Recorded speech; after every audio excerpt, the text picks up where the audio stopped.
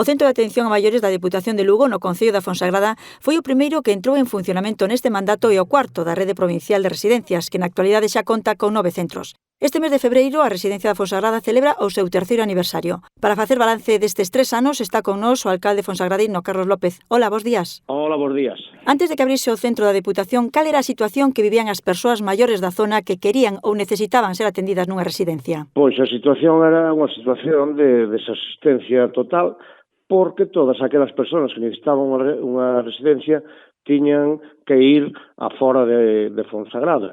É dicir, era a Xunta a que establecía os centros donde había que enviar os maiores e eses maiores quedaban fora do seu radio donde os seus familiares máis cercanos os podían visitar. Por eso era necesaria a construción desta residencia e agora que cumplimos os 3 anos nos estamos dando conta de que o servicio que prestan é tremendo. Son 27 plazas de usuarios nas cales están todas ocupadas, é dicir, estamos vendo que era unha necesidade prioritaria para unha comarca, para un concello como Fonsagrada. Que destacaría do modelo da Rede de Residencias da Deputación? O modelo eu destacaría e o compararía co modelo da Xunta. Aquí eu o que máis destaco é que a dirección e a enfermería son funcionarios da Diputación. E iso é importante.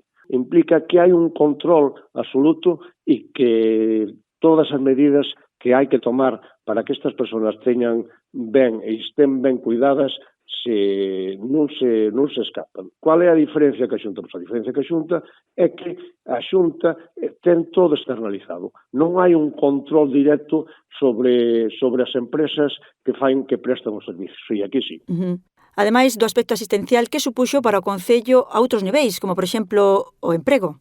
A nivel de emprego, son 25 postos de traballo directos, e iso, claro, para un Concello donde a industria é escasa, nun concello rural, nun concello da montaña como Fonsagrada, eso é importantísimo. Como dicíamos ao comezo, xa son 3 anos deste centro de maiores na Fonsagrada. Como valoran os veciños e os familiares o seu funcionamento? A impresión, polo que a mí me contan, é moi boa. Os usuarios, pois, os ves aquí, está ubicada aquí en frente a Alameda, e cando está bon tempo os ves pasear, ves como as cuidadoras saen con eles, e iso para os veciños e para os familiares é fundamental. Saber que o seu ser querido está ben cuidado, está en boas maus, ten moitísima importancia. Carlos López, alcalde da Fonsagrada, moitas grazas. Vale, graciñas.